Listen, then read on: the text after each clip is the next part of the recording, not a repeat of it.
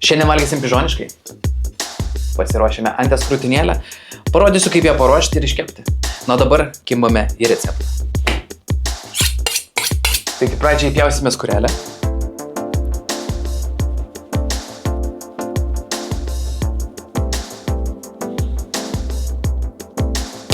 Tada nuimsime vidinį filiuką, paliksime į sriubai.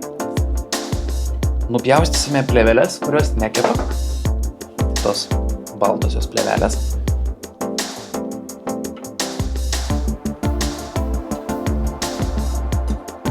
Taigi pasižiūrime, kad nebūtų per daug riebalo. Šiek tiek galime apipjaustyti ją.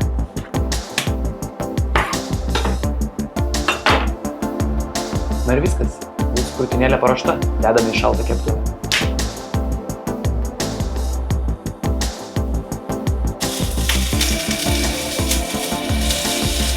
Dar pavokai.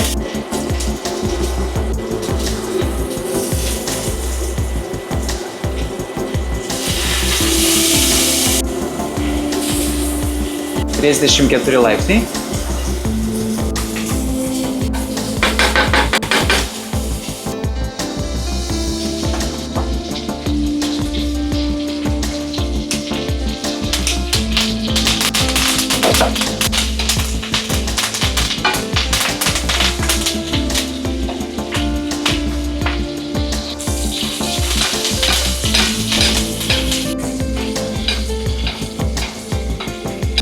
Kai pasiekiau kažkur 40 laipsnių, 43, dėsiu 3-4 minutėm į 180 laipsnių įkaitintą orkaitę.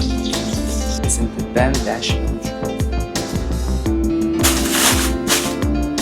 Pasilsėjo.